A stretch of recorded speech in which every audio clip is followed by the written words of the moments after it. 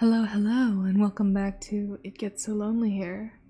My name is Emma, and welcome back. Whatever happened last time? Well, let's see. Last time, we met the princess, and the princess gave us a room, and that's generally the gist of it. Let us begin.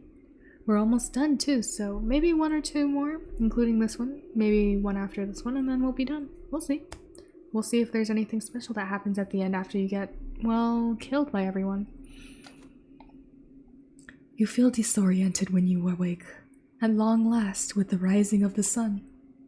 You do not remember what you dreamt, but you do think that your dreams were of a particularly pleasant nature? If they were, your heart would not be hammering so. Oh, never mind, I meant not pleasant. Ill at ease, you glance around. Where's the princess?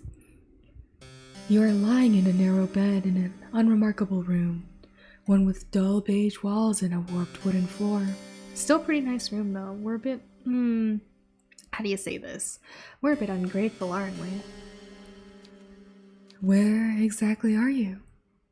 This does not look like your dormitory in the conservatoire. Not unless it shrunk threefold overnight. Okay, we're a little bit rich for this, aren't we, babe? Come on, chillax. Your brow furrows as you attempt to recall the events of the night prior, until, with a gasp, it all clicks into place. You remember now. You are running through the woods, trying to escape from, well, you shudder. The narrator, maybe. You do not want to think about what it was you were trying to escape from. They've been keeping it a secret for us from a long time. You presume that you must have given your hunter the slip, though, because you are still in one piece, awake and alert enough to face the dawning of a new morning. You still have all your limbs, and your facial features appear to be in the correct configuration, unless they're not. Switching the nose and the mouth. That is more than enough to be getting along with.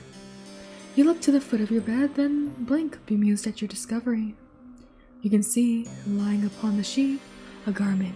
2 garments, actually, of black and white, folded into a neat white square. Oh my gosh, our maid era? Whoa! What could that be? A maid outfit? I think, have we not realized or remembered that we're in the princess's castle? Did we forget? If so, it would not be too surprising. You can now recall your visit with the princess the night prior and her assertions that you must be her lady's maid. There we go, we remembered. Well, if that is the role she wants you to assume, you have no qualms with it. Well... Oh, I almost reread the same line. It is far preferable to the other role you played last night, that of a, well, startling quarry, running from its pursuer. See, you say a lot of big words, babe. Also, my desktop, you guys can't see it, but my desktop is kind of going wonk. You press your fingers against the humble maid's attire. It feels surprisingly soft to the touch, not coarse like you expect. How rich girl are we? Because we really do act like a rich girl. These clothes are rather fine. Did the princess put them here? If so, that is more reason to wear them. You are not churlish enough to deny her hospitality, but you're churlish enough to comment on her room? Come on, don't be like that. You rise from your new bed, then undress yourself, unbuttoning the front of your plain white nightgown and setting it aside. This task accomplished, you then clad yourself in a new attire. Black, white, and eminently sensible. You feel very far away from the girl you once were. Yeah, because I'm a working independent woman now.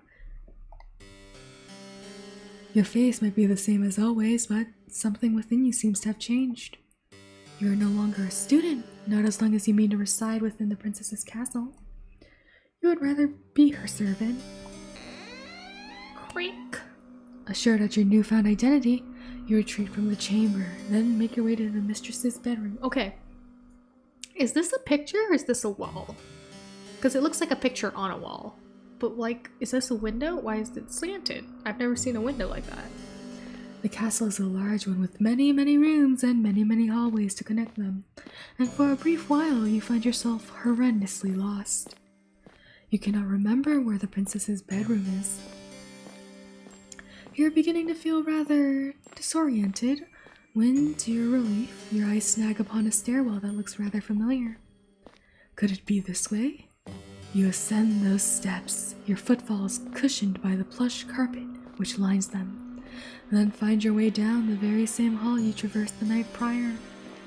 If your memory does not fail you, then the princess's bedroom ought to be... Yes, it is here. You rap upon the door, but receive nothing in the way of a response. Knock knock, room delivery. Room service, I've delivered myself right to you. Feel free to feast on me. Is the princess still abed? I've never seen the word abed in my life. You wonder briefly whether your aunt wait for her until she was risen of her own accord. But no. The sun is high in the sky, and it would seem a shame to let the princess sleep through the day. You ought, instead, to rouse her. That seems like the sort of duty a lady's maid should attend to. Ma'am, wake up! Wake up! We gotta wake up! It's daylight! You enter the princess's bedroom and you glance around. Her room looks the same as you remember it from the night prior, though the ceiling seems even higher when viewed in the wan morning light. You can see now that there are fewer shadows to impede your view. How very opulent your young mistress's abode is. Her armory is large and imposing, as is the grate in which you will be expected to keep a fire lit during the nights. The princess herself, meanwhile, is curled on her side beneath the sheets, looking rather less grandiose than her title would suggest. She is attired in a nightgown, adorned with frills, and her hair split across her pillow like spilled gold. In her slender arms, meanwhile, held to her chest is a doll, the very same one she was corseting last night. You suppose this doll must be her favorite. Idly, you wonder what the doll's name is, though you do not suppose it matters all that much. It is time to wake your mistress. You call out to the princess, but she is largely unresponsive. Her eyelashes are still sewn tightly shut and her lips pursed in slumber. You purse your lips too and sigh, "Ah, princess, why are you such a sleepyhead?" Well, nobody ever said your job would be easy. Once again, you call to the princess and this time she replies. Her response is not a favorable one, however. She sighs, then turns away from you, her doll clutched to her chest. Just give me a little longer. The princess sounds so enfeebled, but you do not take pity on her. If you had learned anything from the conservatoire, save from knowledge pertaining to the respiratory tracts of a fish, and that the mitochondria is the powerhouse of the cell, it is that one must be cruel to be kind. You do not think this adage was practiced with great success in the conservatoire, but perhaps it'll have more of an impact upon the princess. You tell her once again to wake up, more sternly this time. You'll not let her sleep, for she has slept long enough already. It is very slovenly, really, to still be abed at this hour. A little bit rude, let her sleep in. It's not like she has anything to do. Oh, defeated, the princess sighs. All right, I can see that I can't twist you around my little finger. Oh, she's so cute, even in the nightgown. I'm up, you don't need to nag me. Once you've roused the princess from her bed and you have put her doll to one side, you sit upon her toilette. You aid the princess in brushing her hair, a chore to which she submits willingly, like a cat might allow its fur to be brushed. You allow yourself to ponder as you run the bristles of the princess's brush through her hair. How wonderfully soft it feels against your skin. But a curious query from the princess, "Are you alright, dear one?" brings you back to your senses. You were rather lost in thought there. Look lively now. You wouldn't want the princess to catch wind of your salacious thoughts, would you? Princess, you're so pretty. Oh my god, please let me hold your hands. Kya! I thought that you had learned your lesson about that already. Her nails are really long. Interesting. I wonder if that's a point I should be noticing. Suitably chastened, you finish with the princess's hair, then set the brush aside. Now that the princess's tresses have been taken care of, you must start on her attire. The princess remains seated on the edge of the bed and looks at you and askance. She does not ask you to avert your eyes, nor does she make any motion of diverting herself of her nightgown. Divesting herself. She's not investing. She's divesting herself of her nightgown. It really does seem as though she expects you to undertake this task on your own. Is that all right? Yes, the princess, as much you would not wish to impinge upon her modesty, but she only laughs. Oh. Yes, that is all right. It's that you're supposed to do, you're the lady's maid. I'm used to being dressed and undressed, I'm not a bit squeamish about it. She might not be squeamish about it, but you are. You've never seen a naked woman before expecting yourself. Even then, however, you've always dressed and undressed furtively, not wanting to examine your body for longer than strictly necessary. You have never much, liked the way you look. You make a few more mumbled objections, but the princess sweeps them to one side easily. It'll be all right. I may be a princess, but we're both people underneath all our clothes. I doubt we look much different. You're not sure about that? I mean, we'll see about that, I guess. You have not yet seen the princess unadorned, but you already know, to look at her face, that you are different. She is much, much prettier than you are. But she is waiting, and you do not wish to keep her any longer. You steady your nerves. Then you reach out with trembling hands and you begin to undo the buttons, which run down the front of the princess's nightgown. We can't look at that as viewers, because that's scandalous. You work as quickly as you're able to, which, given how badly your hands are shaking, is not very. You fumble with a couple of the buttons, flinching as you do so. The princess, however, seems blissfully unaware of what it is exactly you are doing, or, not doing, for your fingers have begun to seize up with the front of her nightgown. She is not even looking at you. Instead, her gaze is directed beyond your shoulder, to the windowsill, and the sky beyond it. It isn't particularly sunny, but I don't think it's too cold outside. Going for a walk might not be a bad idea. Do you think, dear one? You think, I do think. You think that you would like to finish undressing the princess as soon as possible, so you can make some progress on dressing her again. The sight of all this exposed skin is bad for your heart. Oh my gosh, her ankles. Scandalous. Fortunately, you're able to make quick work of the princess's nightgown despite your initial mishaps, spurred on perhaps by your anxiety.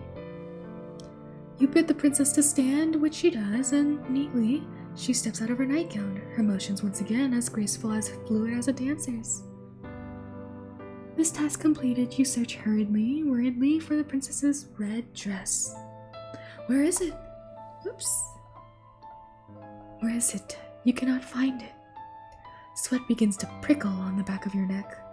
Your palms, meanwhile, feel uncomfortably clammy. The moments passed awkwardly, uneasily as you search, the princess standing there all the while, as naked as the day she was born. Does she not wear underwear?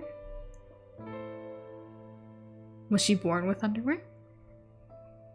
Why did you not find her day dress before you stripped her of her night one? You're not wrong. What a fool you are! The princess, noticing your panic, giggles, then says, Are you looking for my dress? Yes, you reply, your face flushed. That is what you were doing. I thought so. I did wonder before you started undressing me why you'd not asked where it was. Maybe it slipped your mind. I was so scandalous you could not pay attention. It had slipped your mind, yes, to your shame. You were too busy trying not to fixate upon the princess's bared skin to think about how best to conceal it. My dress is in my armoire, the princess says, glancing over to the aforementioned piece of furniture. Oh, it's not the armory, it's the armoire. The armoire of hers is an intricately crafted wooden structure, large enough for so to your estimate to fit inside enough dresses to attire a whole ballroom full of princesses. I'd like to wear the red one, it's my favorite. Would you be a dear and fetch it for me? I don't want to rush you, but it's rather cold here, especially where I'm still naked. She raises a good point. I like the princess so far, yeah.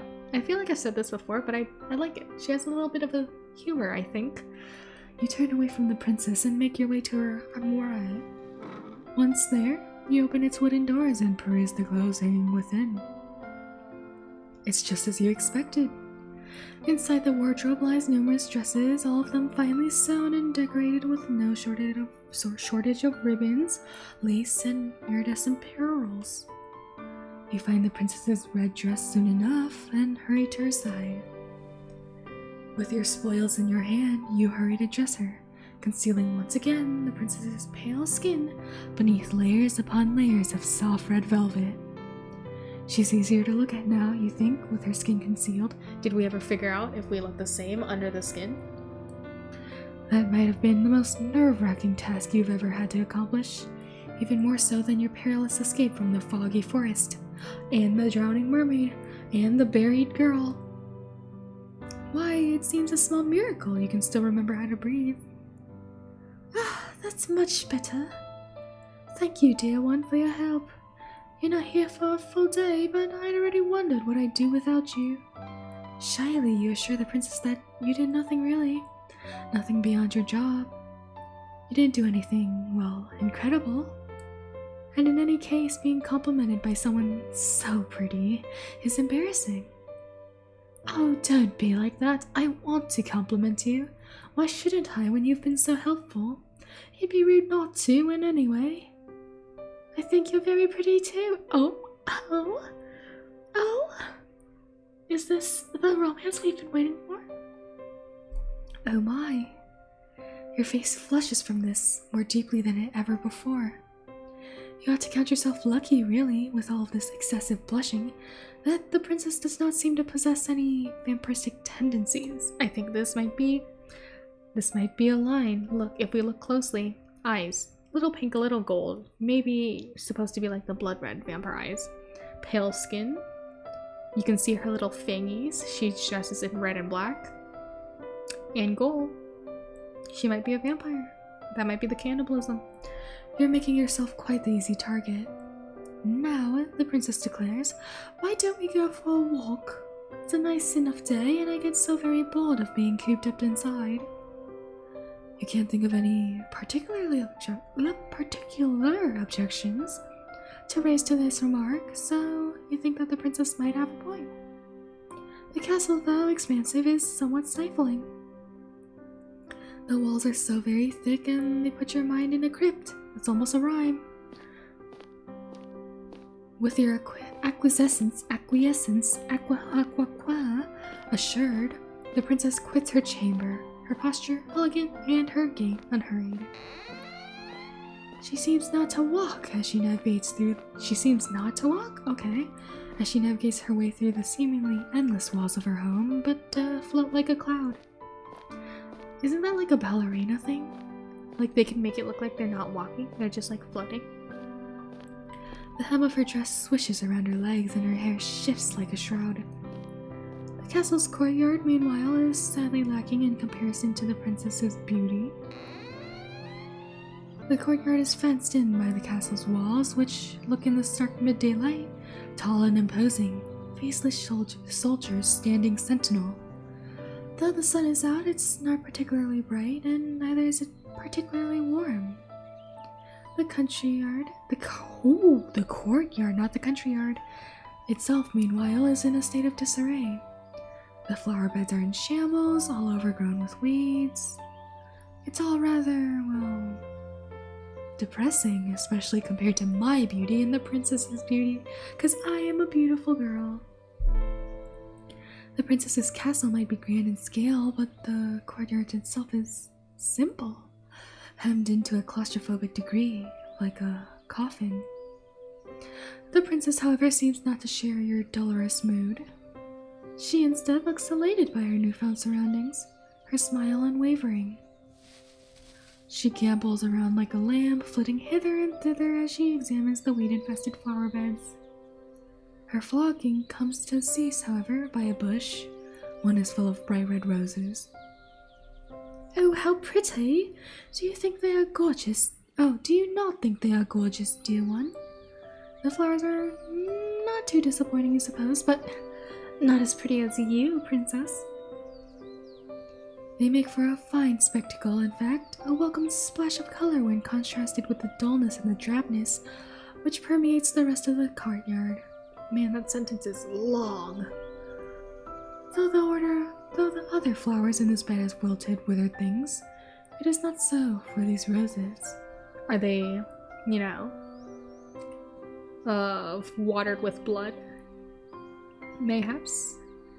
They are a bright red, rich red, bright red, rich red, bright, rich red, just like blood.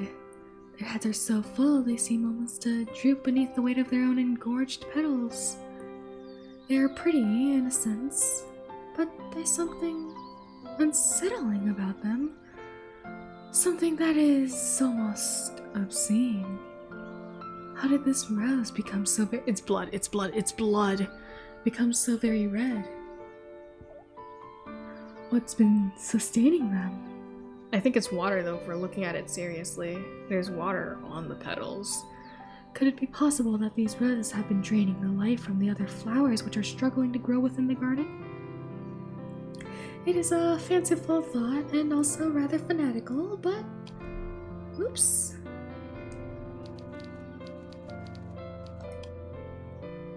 But— oh, they are simply divine.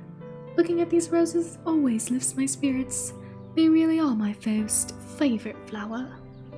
I simply must pick some of them. Perhaps I can use them to decorate my bedchamber. It could use a bit of color. The princess reaches out so as to pluck one of the roses free from its resting place among its brethren. You watch her, your breath bated, anxious that this gesture might result in the perforated flesh and bright red blood. But the princess is not as clumsy as you fear. Of course she is not. Who did you think she was? You? A little rude, aren't we, narrator? Rather than worrying about other people, you would be better served if you worried more about yourself. The princess holds her newly pilfered nose to her. He holds her nose to her rose. She stole a nose! The princess holds her newly pilfered rose to her nose and inhales, her eyelids falling shut as the flower's sweet scent washes over her. A few moments of silence pass. Then the princess begins to toy with the petals which adorn the flower's crown. Now let me see, I wonder what fate she has in store for me. She loves me. The princess plucks a petal from the flower's overburdened head. She loves me not. The princess continues with this childish incantation, all while stripping her rose slowly and methodically of its petals. That's a little sus, you think, princess? Also, who are you simping over when you're in front of me? These petals flutter around the princess like bloody snow. The princess's voice, meanwhile, echoes throughout the courtyard, even more melodic than the strains of her pianola. She loves me not. She loves me not.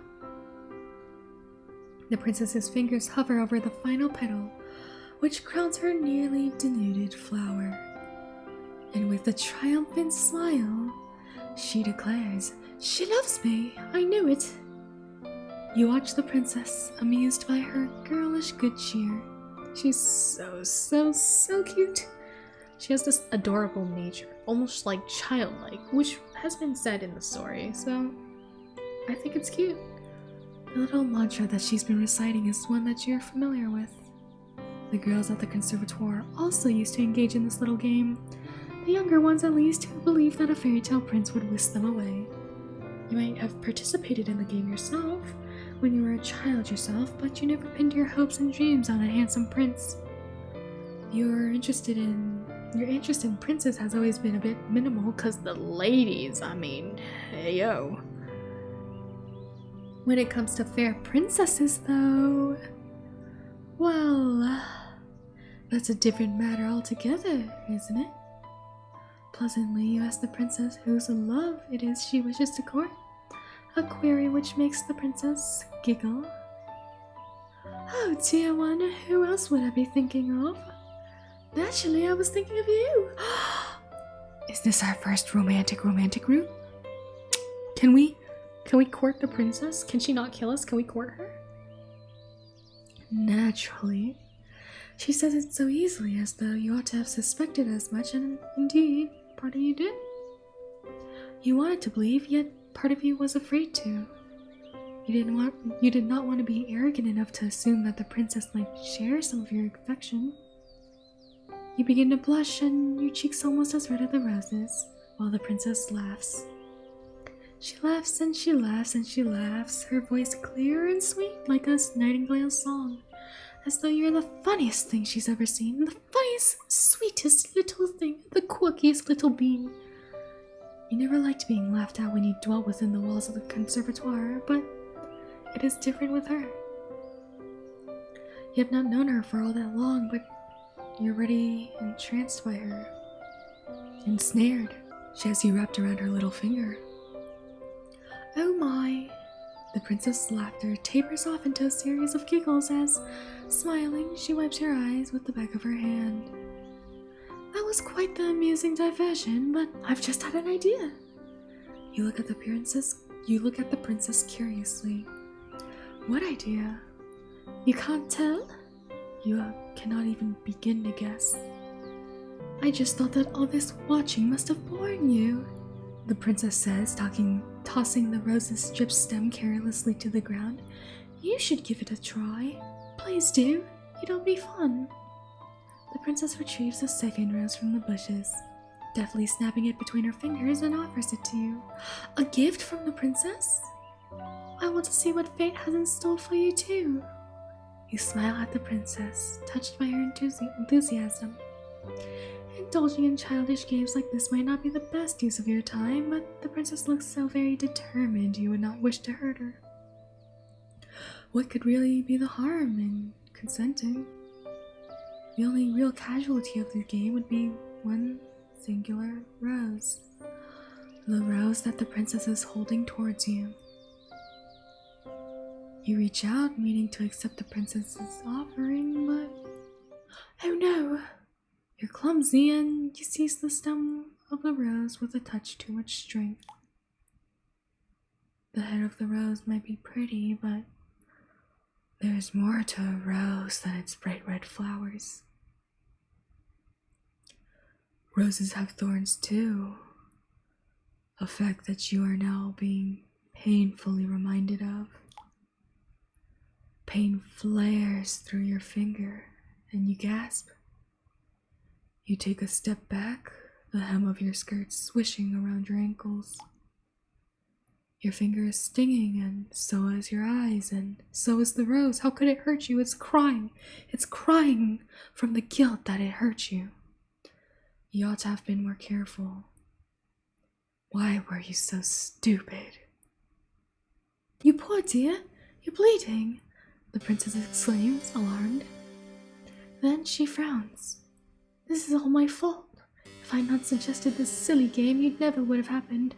You've already happened. Please let me take care of you. And how is she going to do that? Perhaps she means to take a handkerchief from her pocket, which she might starch around. Princesses tend to carry handkerchiefs with them, don't they? Silken ones. From what pocket, though? I don't see any pockets.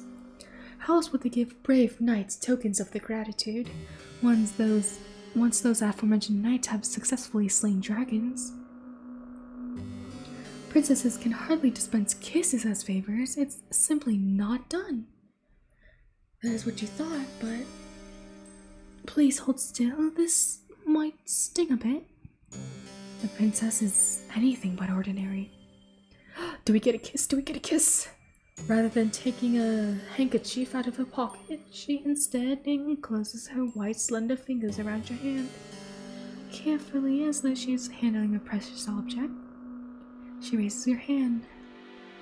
Her eyes are fixed, all the while on the beads of startlingly crimson blood, which are oozing luridly from your wound. She licks her lower lip. Blood, tasty, vampire lore. I knew she was a vampire theory. Then she dips her head. Oh, okay, that's pretty. No. She parts her mouth and with a soft sigh, which borders on sensuous, she slips her injured digit between her teeth. The white background is jarring, though. Also, the art looks like it might have changed a little. So much for princesses not dispensing kisses as tokens of appreciation. This might not be, well, a conventional kiss, but it feels intimate regardless, almost startlingly so. The princess's lips, which are as red as any rose, are enclosed around your index finger. Dude, we're gripping that rose still in our other hand. I don't know if you should be doing that given that you got punctured a bit ago. You can feel the warmth of the princess's mouth about your skin and the wetness of it. The sensation makes your whole body quake. You did not expect this. Tremulously, in a voice which wavers, you ask the princess, what is she doing? Oh? The princess glances up at you, her mouth still enclosed around your finger, so she's basically going like, didn't I tell you? I'm trying to stop the bleeding. I put my finger in my mouth and now I have saliva on it. Gross. Yes, you gathered as much, but is there a problem? I'm not making you uncomfortable, am I? I'd never be uncomfortable around you, queen. Or princess. It is not, you say, that she is making you uncomfortable, per se, but that it's rather awkward, and you did not expect it, that is all. She is, not worried that this is unhygienic? It probably is. Unhygienic? The princess blinks. She is the very picture of innocence, which is funny, really, given your fingers still nested against your tongue. I don't know what you mean by that exactly, but I've heard this is the best way to take care of cuts. My nursemaid used to do it for me when I was a child. It's what you're supposed to do. And you ask, your voice catching in your throat, did her nursemaid keep staunching her wounds with her mouth? When she grew older, I think I'd be a little concerned if she did that, not gonna lie. Well, no, but my nursemaid was dismissed when I was 8. That's the normal way of things. I had my lady's maids to look after me then. How very interesting. And did they ever clean her wounds like this? No, the princess says mischievously. Because I'm not clumsy enough to cut myself, silly. Not a foolish child like you. Now that was quite the sharp retort. You did not expect it. Your face turns even redder if such a thing is possible, although that might perhaps be to your benefit. With some luck, all your blood will flow to your face rather than your finger, and your bleeding will stop. Has it stopped? Your injury was not a deep one. There should be no need for the princess to keep suckling, but she still is, looking for all the last drops of blood to gorge on. It's been a while since she's had blood, hasn't she? You're not accustomed to the intimacy of her nature. It is making your heart flutter. If the princess knew what her mouth was doing to you, you're sure she would not be so very familiar. You feel quietly, crushingly confident that she would scorn you for your feelings and deem them unnatural. But, I mean, we love her, she knows that. But does she love us? It would not be the first time. At this point, you should be used to rejection. It still stings, though. The cut, definitely the cut. It stings much, much more than any thorn, any rose could ever do. And that's where our kissing, our fingy scene ends. I wish you kissed my finger more and gave me one on the lips. But I guess that's acting too fast if we're being honest.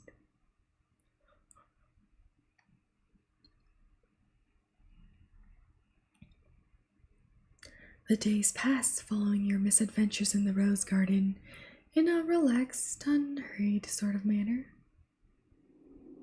Your mad dash through the forest is beginning to feel like a distant memory, so much so that you can scarcely recall the raw, naked fear you once felt as you fled for your life.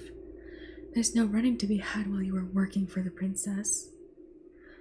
You would, have nowhere else to run, and in any event, there's no longer any reason to run. The shadows which once tormented you have at long last begun to recede. Ooh! Best route, Princess Route. You can scarcely recall as you lay down in your bed the petty cruelties you were subjected to by your classmates at the conservatoire. They no longer matter. Your attention is focused upon yourself. Not upon yourself, actually, but upon the princess. We're not so selfish as to think about ourselves. We are a selfless being. The more time you expend with her, the more time you come to care for her. You have become quite besotted with her, but you have yet to realize it. Well, I never. How very ignorant can one girl be of her own feelings? The princess is not half as ignorant as you, though, despite having lived her whole life within the palace walls.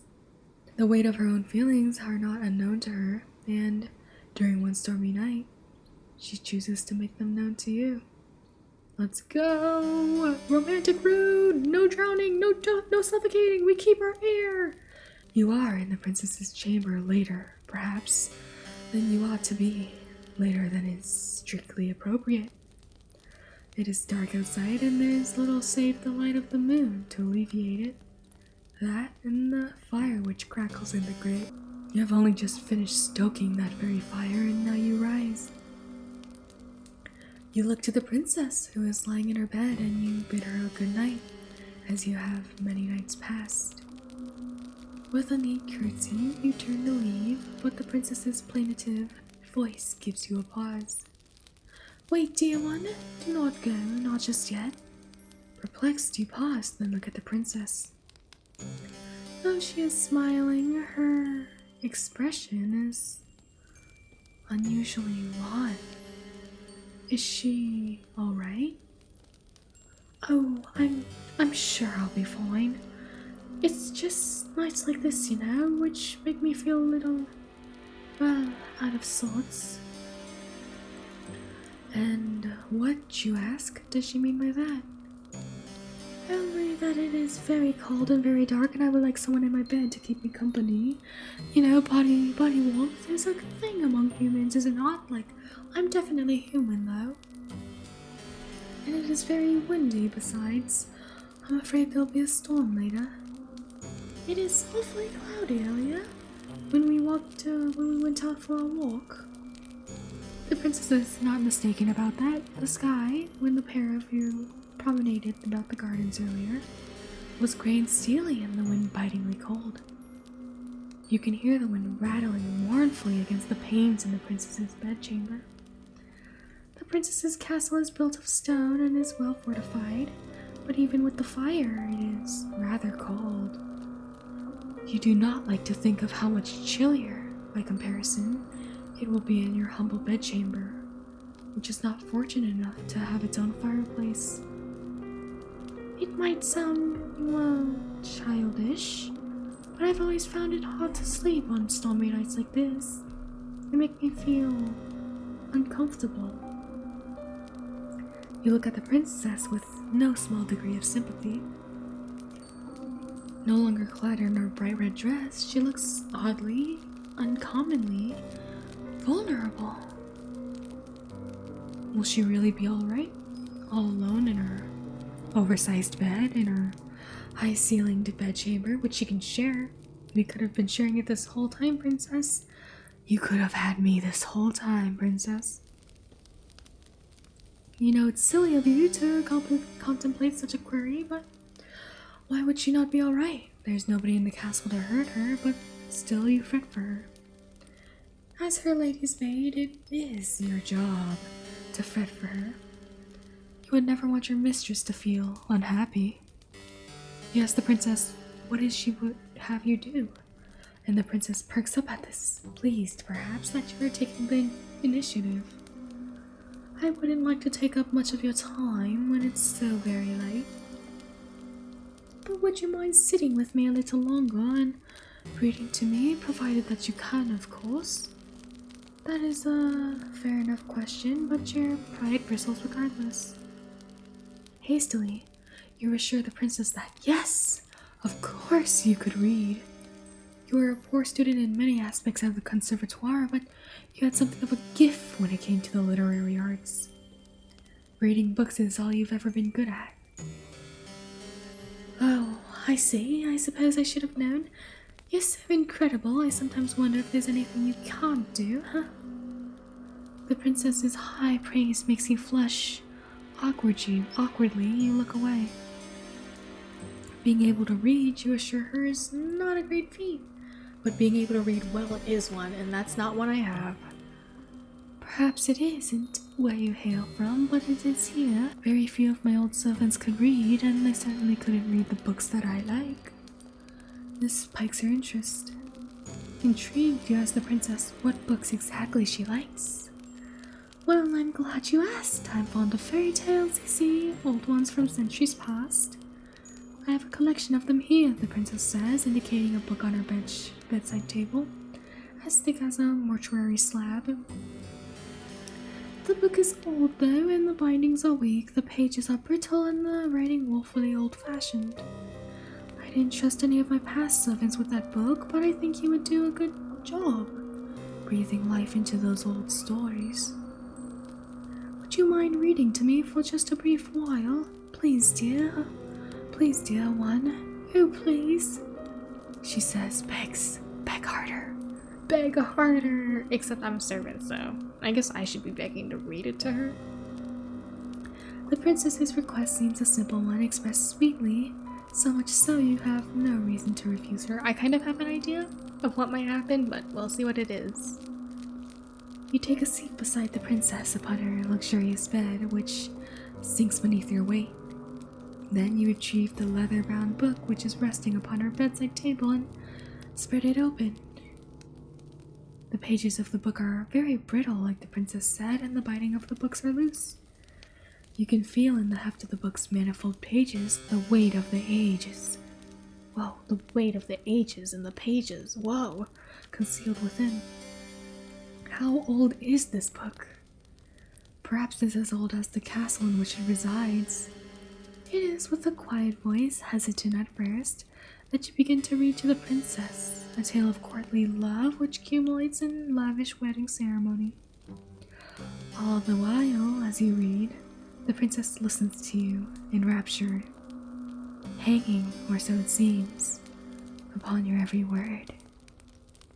Once you reach the final phrase, embossed upon the pages of this aged tomb, they lived happily ever after. The princess sighs as though this tale has touched her soul. Would that there be a handsome prince to marry me? She asked somberly. Or better yet, a beautiful princess. At this point, I think I would even settle for a lowly scullery maid, just like me. Hehe. You blush at this idle remark and mumble softly, that would not be proper. The storm itself is still squalling, and you've never been one to raise your voice. You do not expect, therefore, that the princess will overhear you, but she does. She observes you, her head resting against the pillows, and says, who are you to judge what the princess can do? And what would be the problem with that, As my maid, shouldn't my happiness come more before any silly ideas of propriety? Well, of course, you reply. But for a princess to marry a scullery maid? You're still hung up on that, the princess titters. Don't pay too much heed, I'm just talking to myself. She's leading you, man. You could get it. As if anything like that could ever happen when there's no priest around who could officiate it. You think there are greater issues than the princess's plan than the lack of a priest, though she does present a good point. The castle is an empty one. Even if the princess were to find somebody that she loves, there would be nobody to make a wedding official. You cannot help but feel like you've avoided a good deal of nuisance. But by the same token, do you not feel a touch disappointed? 'Cause you are a bit above a scullery maid. You could be with her. Well, never mind. That was a nice story, the princess says, but I'm not sleepy yet, and it's still storming outside. Won't you read me one more? You would not mind, you reply, but it is getting late. You really ought to return to your own chamber. I know, but can't you find it in your heart to read one story to me? Just one. You can choose a short one, I won't complain. You have some doubts about that one, but as before, you cannot resist the princess's demand. She's too pretty to resist. It is, you think, because she is a princess, though that is, of course, a part of it, but because she is the love of my life. Well, radiant. You would not, you think, as you turn to the next story recounted in this age compendium, want to upset her. You'd rather cut off your own tongue. You read another story to the princess, which is of a similar vein to the last.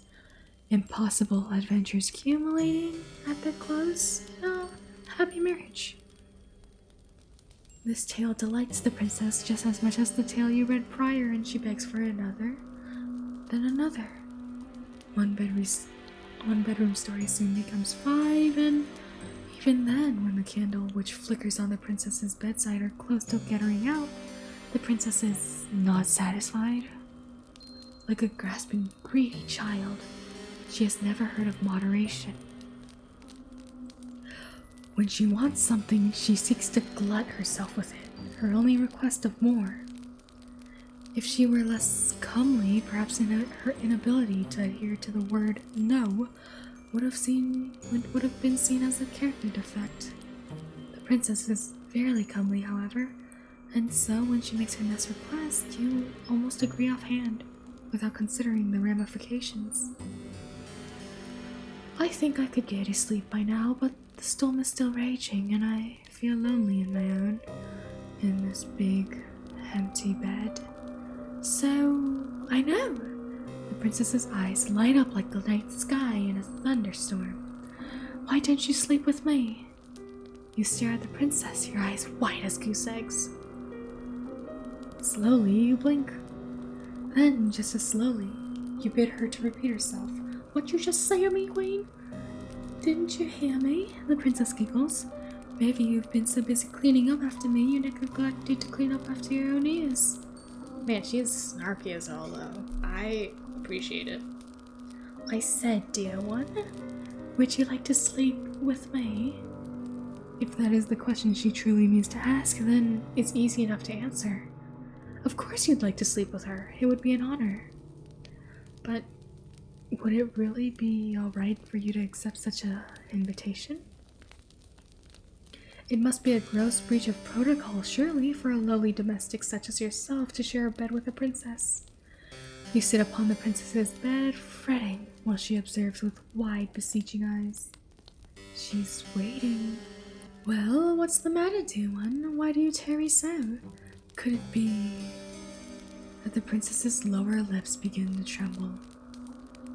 Don't you want to lie with me after all? The sorrow present in the princess's voice and in her face makes you feel awfully guilty.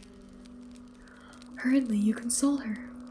You tell her, in no uncertain terms, that if she truly wishes to partake in your company, then you have no qualms with it. Why would you? Well then, don't dilly-dally, silly. Come and join me, come. And with that, you do, after returning briefly to your own chamber to change into your nightgown. Once dressed, you waste no time in returning to your impetuous princess's side. Okay, let's get sleeping CG. Let's go, sleeping CG. She is already lying in her glorious four-poster bed, awaiting your return, as though you're a knight and gone away to slay some wicked dragon. The princess giggles when she sees you. In your haste to change, you must have made a hash of the buttons, and she bids you to come closer. Let me fix them for you, silly. No, you say. I couldn't possibly let you do that. I'm but a servant after all. Shouldn't it be your job to dress her? Maybe so, the princess says, but I don't mind a bit of a role reversal. It makes things more fun, You try a few more refutations, but in vain. The princess summarily discards all of them. Quite at the princess's mercy, she might have been even more stubborn than you are. You capitulate to her demands. You let the princess unbutton the front of your nightdress, then, rebutton them so the fabric of your plain gown is drawn shut. Satisfied with her handiwork, she has very elegant hands. I wish I could hold them. The princess draws back and pats the mattress beside her. Now come in. It must be horribly cold out there, but these sheets are warm. Coyly, the princess smiles. And so am I.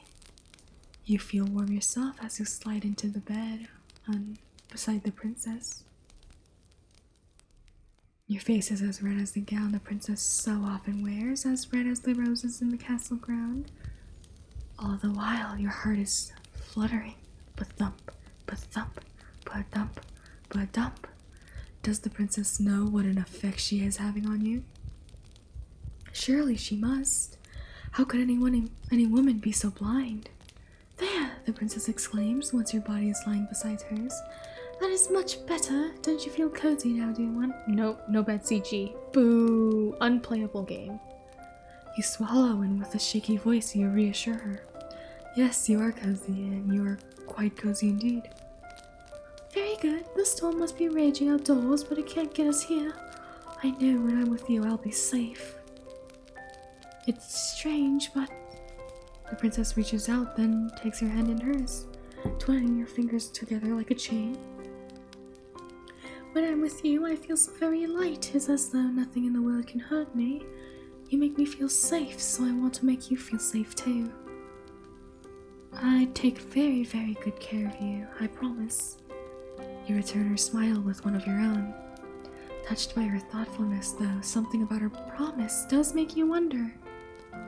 Should it not be your job to look after her as a domestic? In a way, the princess replies after a pause, but you've been taking good care of me recently. Now I need to return the favor. As a princess, I'm supposed to look after my vassals. It's all part of the job description, huh? You're quite unaware that being a princess came with a job description. You thought the profession came with far fewer written responsibilities and far fewer forms to sign than, well, say, becoming a doctor or an astrophysicist or a mathematics professor. I think that's a little mean to the princess role, if I'm being honest. Princesses can be smart. You tell the princess this sleepily and she laughs. You do say some funny things, dear one. I think you must be tired. Rest your head, you've been working so hard, I think you deserve it. Yes, you think, only half conscious. You think you deserve it too. And I think you deserve it too. You've been working hard for a long time. Have been running for even longer, but now, at long last, you feel like you can let your fears go. Your eyelids begin to droop. Your body beleaguered by a sudden, all-consuming fatigue.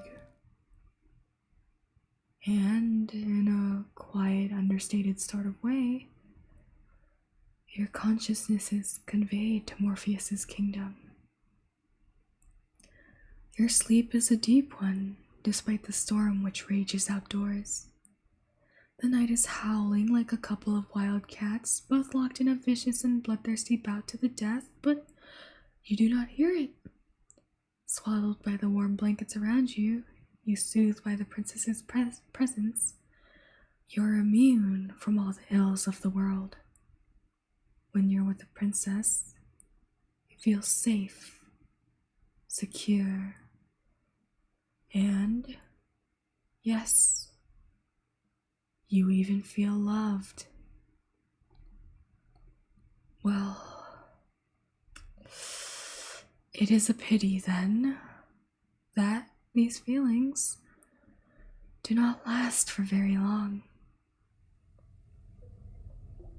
You know that something is wrong, catastrophically so, the moment you open your eyes. Your thoughts are hopelessly jumbled. Your thoughts are hopelessly jumbled, but you are certain that, when you fell asleep, it was in a bed, a nice warm bed, no less, beneath soft, comfortable sheets. You are not lying in a bed right now, though. You are not, in fact, lying at all. Oh, skeletons! You are standing, instead, against a cold, hard wall made of stone. The curve of your back is pressed against the wall so intimately you can feel its icy chill seeping through the fabric of your nightgown. Your feet, which are bare, are similarly pressed against cold, unfeeling stone. They feel so frigid that you cannot help but tremble. You're trembling so much you can feel your teeth chattering together. They sound like castanets. The sound is almost so jaunty as it echoes through your cell, for that is indeed where you are. The princess's bedchamber wherein you fell asleep is a thing now of the past. You're standing, inside you realize, with a sharp start in the cell of some great underground dungeon. You swallow, and when you do, you can taste something bitter on your tongue. Your stomach is beginning to churn with anxiety. You feel like you're going to be sick, a feeling which wells up inside you. A feeling which wells up inside you to a staggering degree when you catch notice of the stench. You are not, you realize, the only one in the dungeon. There are others here. Others attired in the simple black and white outfits of servants which look much like the dress that you once wore. The others who are with you, however, in this expansive cell, manacled to the walls, are in no fit state to speak with you, nor to tell you of your plights. They are all unfeeling, unseeing, unbreathing. They are all dead. You cannot approach these servants to check your pulses, for you yourself are restrained. But even if you could, there would be no point. There's no way any human could survive the wounds which have been inflicted upon these sad, slumped bodies. Over there you see a woman slumped, the front of her once white apron stained with blackish blood. There's a gaping wound in her stomach, one through which her entrails have half escaped, in which some sort of burgundy goop, which might have been pale pink. There's another woman slumped beside the first of a smaller stature. She's skinnier. Maybe she's not a woman after all, but an adolescent like yourself. She might even be younger. The girl's age, or lack of, did not preclude her attacker from inflicting upon her horrors. Alas, for her body is even more mutilated than the first. Her body is peppered with even more wheals, and her face has been half smashed in. Only one eye remains, staring fixedly at the wall opposite her, in the ruined remains of what was once her skull. Over there you see a woman who is missing both her arms and her lower jaw. Over there you see another one who's missing her other lower half. Where have her legs gone? You have no idea. The injustices inflicted upon these bodies are ghastly, but their advanced decay is enough to turn your stomach. You know not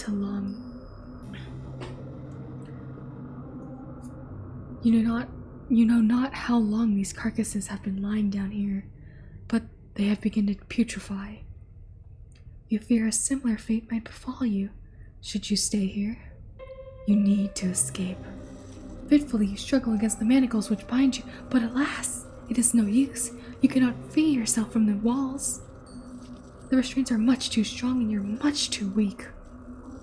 Panic rises up your throat, cold and icy, while terror seizes your heart, this too, glacial. It's obvious that escape is impossible, but still you squirm and writhe like a rat caught in a firestorm. Why is the rat in the firestorm in the first place? There is a little point, however, to your struggles. You succeed in nothing as you attempt to free yourself, save making the steel manacles dig into your abused ribs more sharply than ever. You gasp. That hurts. Well, you ought to have known that this would not work.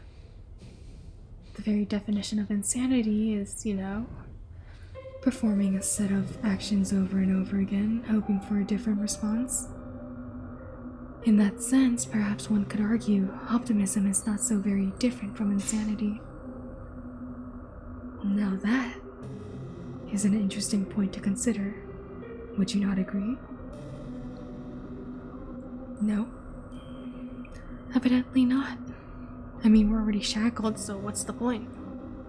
You're still trying to escape, you foolish girl. As if that will do you any good. The clankerous rattling of your steely restraints is rather starting to get on your nerves. On my nerves, actually. Narrator doesn't give a shit about you. You're making enough noise to raise the dead around here, in your dark, dingy cell, and all your screaming is hardly helping the matters.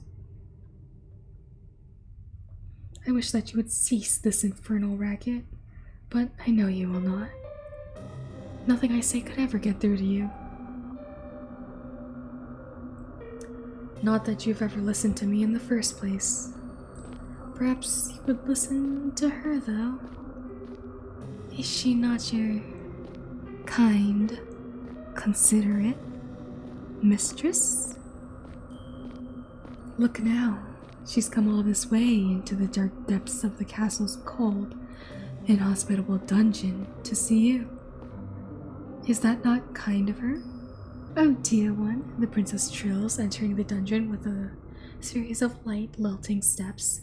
It would seem that you've finally awoken. How are you? Based on all that infernal racket you've been making, it would seem that you have no shortage of energy. Balefully, you turn your head so as to meet the eyes of the princess. She's standing but a few paces away, beneath the roughly hewn stone arch which bids one entry, but rarely ever an exit, to the dungeons. The dungeons are dull and drab, but the princess is wearing her favorite red dress. Ah, the most beautiful dress, all my pain gone. It is so bright and brilliant that for a few moments, it hurts you to look at her. Once, the red of the princess's outfits make you think of romance. Now, it makes you think of violence and the blood of the former victims. You must forgive me for leaving you down here for so long. That was unfair of me. I did think of waiting with you by your side until you awoke, but... Once again, the princess giggles. A light, airy giggle, which does not at all suit the situation in which you found yourself. A dungeon is not a fit place, after all, for a princess. It is horribly cold here and so very drab. There's nowhere nice and soft to lay my head. I could have brought my pillows down from my bed, I suppose, and my blankets. But then they would have gotten dirty, and that would have been a disaster. Who would clean that for me? You're gonna be dead soon anyway. I need to be more careful. I don't have anyone left to clean up after my messes soon, not when I've dispatched of you. Once again, the princess laughs. Her laughter is light and lilting, once again, as always, like the chiming of a silvery bell, but it does little to alleviate your concern.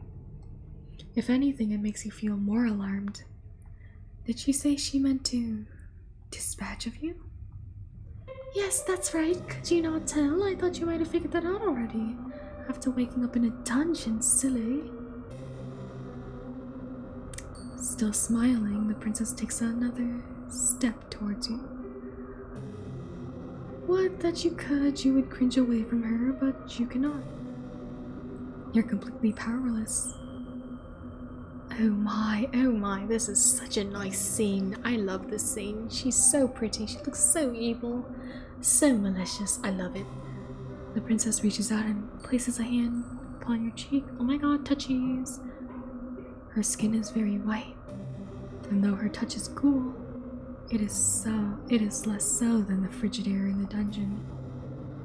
Though your body is aching, the princess's touch is gentle, and you find yourself leaning into it, subconsciously, into the death that abides. Romance rude who? We're done for. You wish that she would keep holding you. You wish that she would keep touching you. You luxuriate in her kindness as best as you can. But though the princess's caresses are tender, your circumstances rather undermine that. How can you relax like this? You're such a good girl. princess says in a cajoling sort of voice, as one might address a cat. I mean, I can be your cat.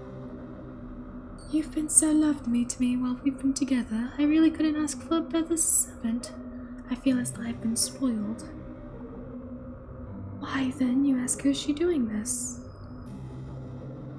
Improbable though it sounds, she must be the one who chained you up. There's nobody else in the castle who could have committed such a feat. Everyone else is dead. Why, yes, how very astute of you. I was the one who orchestrated all of this naturally. Naturally, as she says, as though her betrayal is a matter of course. Naturally. Why, you say, is this so natural to her? What does she mean to do with you? Oh, only what I've done with all my other servants. I have experience with this sort of thing, so don't worry. I'll take good care of you. And by take good care of you, she means, naturally, I'll kill you. There it is again, the word that seems grossly inappropriate given all that's transpired. Naturally. There's nothing natural about this. Do you not think so? The princess examines you, her expression ponderous. It's natural to me, even if it isn't natural to the other people. This is just what feels right. Imprisoning her servants in the dungeon and letting them die, or rather killing them? Yes, exactly. There's a bit more to do with that, though. Of course, there's... I like you, dear one, the princess said in a voice that sounds uncommonly serious. You've been good to me, like I said, and kind for that. I'll be eternally appreciative. I like you, dear one. You've been so good to me, in fact, that simply being with you is not enough. Not anymore. Your company is no longer content me. I'm a greedy, selfish girl, you see. For I'm a princess, it's what we do. The princess' smile widens into something sinister, her eyes flashing with a fiendish fervor you've never before witnessed. And I don't want to feel you beside me. I want to feel you inside me. Well, of all the things your charming captive could have said, you did not expect that. The princess, perhaps noticing your confusion, begins to giggle, a giggle even lighter than meringue and just as airy. It's just as inoffensive.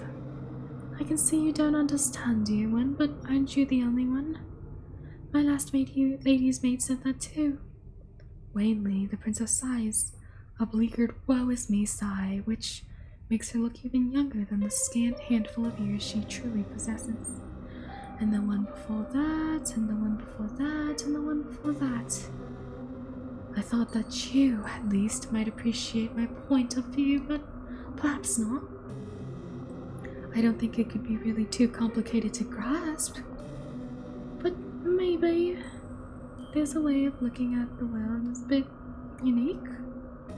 That's what my nurse always used to say, at least when she still had the breath to speak, of course. You look at the princess, where else is there to look, and really, and your eyes are fixed on her face. She's still smiling, but there's something sinister about her smile. Or perhaps in your anxious state, you're only imagining that there is something sinister about her smile. It is easy to see things which do not exist when your surroundings are festooned in shadows. In actuality, however, the princess does not look any different to how she usually does. Neither is she acting any differently to the way she normally acts. She's not changed, it is only your perspective of her that has changed. Tremulously asks the princess what she means, a question that the princess is only too happy to answer. It's simple, really. You were wondering, weren't you? Are there not any guards or any servants in the castle when you first arrived here? The question has crossed your mind, yes. You're sure that the princess said her minister sent them away, though? Was that a lie? I wasn't being wholly truthful, no. I thought you'd be afraid of me if you knew what actually happened, and I didn't want that. I wanted you to stay with me. My ministers didn't send anybody away because I don't have any ministers. I dispatched them too. Well, did she now? I mean, she's a little crazy, but I mean, Delulu is the Sululu, they say this day and age. You suppose you ought not be surprised, but you still shudder regardless. My ministers weren't very fun, I'm afraid. They had a lot of ideas about what I should and shouldn't do after my parents died. The princess stares at you, her eyes wide like black holes. Empty, yawning abysses. So I killed them. I killed my servants too, though I did a more thorough job than I did with any of my ministers. I did not care for my ministers, you see. They were all fussy old men, but I did love my servants. I loved my lady's maids, and my undermaids, and my scullery maids, and my housekeeper, and my cooks, and my large retinue of retainers. They were like my family. They raised me in my parents' absence, and I adored them. They were so very dear to me that I had no real choice. I had to eat them. Does that follow? Yeah, man, I mean, it definitely does. 100% it tracks. No, logically no. Why, you asked the princess, your voice trembling, would you eat the people you love? It seems a poor way to repay them for their kindness. Well, why wouldn't you eat the people that you love? I don't think there would be any greater way of showcasing one's gratitude unless you have any better ideas. You weren't expecting the princess to turn the table on you quite like this, and dumbfounded you stare at her. You know precious little about love yourself, so it's hard for you to form a convincing rebuttal, but you muster up a few token arguments. You tell the people that eating people... you tell the princess that eating people isn't very nice, and neither is it strictly legal. A better way to show your gratitude to your servants would be increased wages or increased holidays. The princess listens to your arguments, her expression astute, like a student poised to take notes to a very important lecture. Once you've finished, however, her concentration fails her. Her shoulders begin to shake, but it's not with remorse for what she's done. Instead, she's laughing like some kind of weird, crazy lady. It's like she's gone insane. Delusional, even. Oh, dear one, that's very funny, but why should I care about the law? I'm a princess.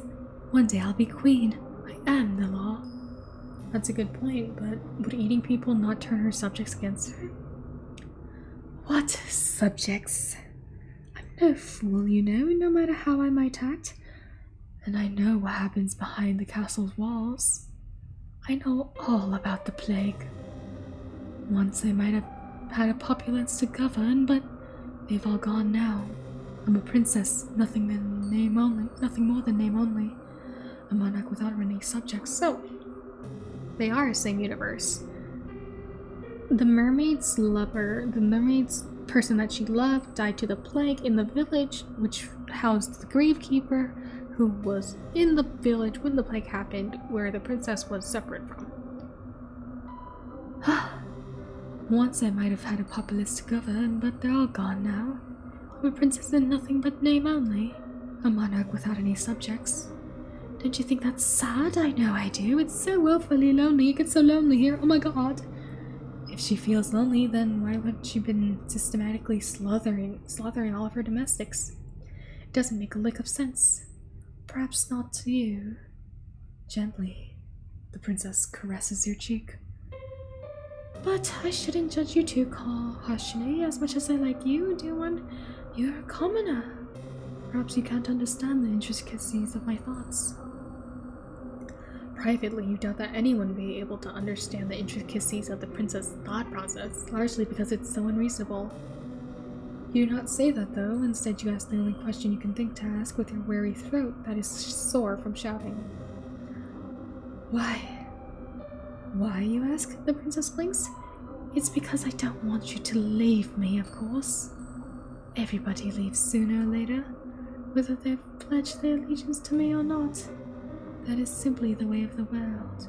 People are fickle and inconsistent, even to me, a monarch. So we've come to like the conclusion. I'm pretty sure all of them always assume that we're going to leave. They all have lonely issues. That's why it's called It's So Lonely Here, you know?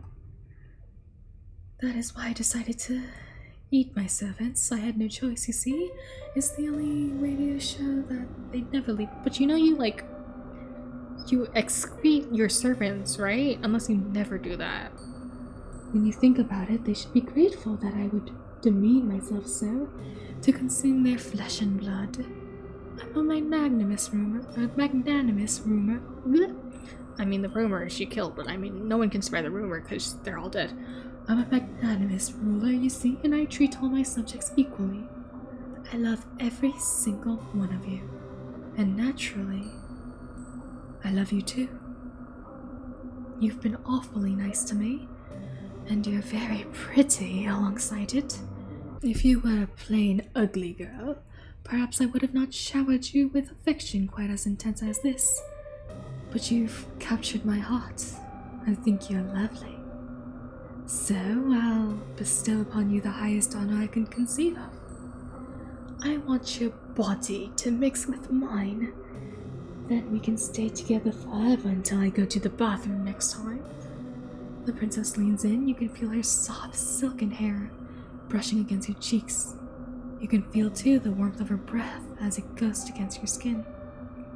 It's cold in the dungeon, but the princess's close proximity is, perverse though this might sound, something of a comfort. Her eyes are wide, her lips are so red. Her smile, meanwhile, is so sweet. I've been doing my best to fulfill the role that fate has dictated for me, but really, the princess exhales. Her eyes, which are boring into yours, are like two dark tarns. Finally, you think you can see it. In an alarming lack of light, the lack of anything, in the princess's gaze, some degree of humanity. It gets so lonely here. But this bright flicker of understanding which passes between the both of you is soon cut short. The princess dips her head. She parts her lips, which are red as the petals of a carnivorous flower. You can feel the princess's breath against your neck. It is warm in the icy chill of the dungeon, and you shudder from it. For a few moments, you think that this overture of the princess's could be romantic in a way, but this too comes to a swift, merciless close. Oh, and now she's gonna take a bite. I mean, she looks happy as hell, not gonna lie. That's kind of cute look on her face. The princess's mouth is on your neck. The princess's teeth, sharp as needles, are in your flesh. The princess is draining your blood. Like a vampire, I knew it. Called it. She is supping on it with great, greedily gobbets, like a hungry animal, one that cannot truly comprehend the harm it's causing. Even as the princess sups from you, her arms twined around your waist, you cannot hate her. She is far too unworldly. You are sure, as your consciousness begins to fade, that the princess was being sincere when she spoke about the love of her servants. This is simply the way she expresses her great love of hers, a love that is so very abundant, it borders upon monstrous. It is a love you never thought that you would ever experience. The love of the princesses eclipses anything you have ever known before, besides, suffocating and drowning. It eclipses sanity. It eclipses reason. It eclipses all notions you might have had of the right or wrong. The princess, as you know full well, does not care about concepts. You have always possessed a stubborn core nestled beneath your weak-willed exterior. But the princess is even stubborner than you are. Stubborner. In the face of her love, you have met your match. The princess draws back. Desperately, you gasp for air, but she does not give you any quarter. As before, she dips her head. Her bright red lips, even redder still, with your blood, then splits apart her jaw. Her teeth, which are impossibly inhumanly shaped, glint wickedly like knives. Then she tears out your throat. The front of your nightgown was white once. Now it is red.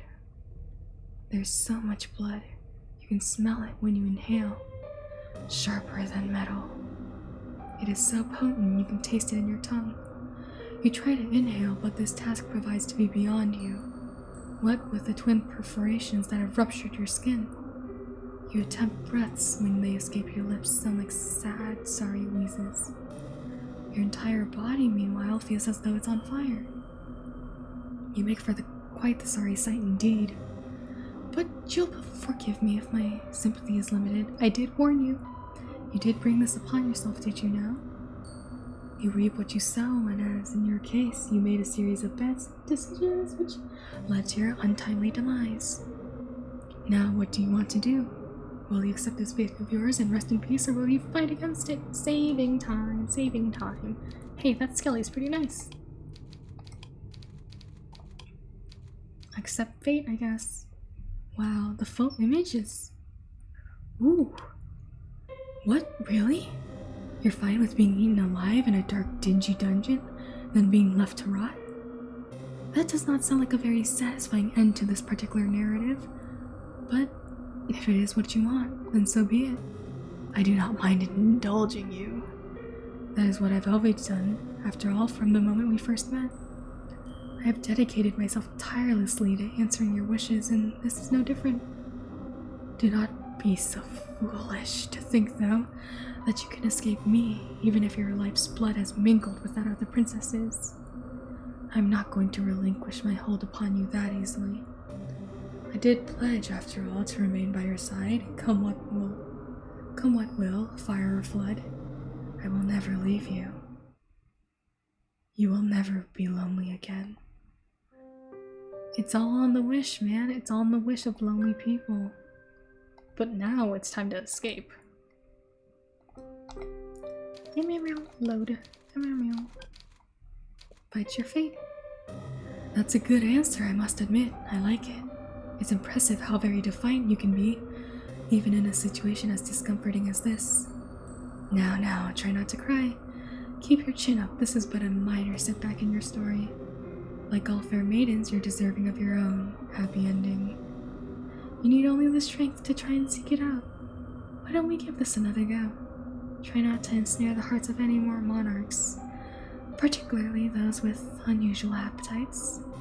You're destined for far higher purposes than an entree, and there are vastly more enjoyable ways to be eaten in this world. Your fate is, once again, in your hands. Now I wonder, which path will you take? Oh, we're gonna stop here. That's an interesting option, though, the second option. So, this is the final one. I will finish it in the next installation. And the final installation, where we just give up. I guess we could just let ourselves get caught, you know? So, that's all I got for today. I'll see y'all next time, and beware of pretty ladies with carnivorous-looking teeth. They got those sharp thingies and they'll eat you. And rip your throat out. I'll see y'all next time. Bye-bye.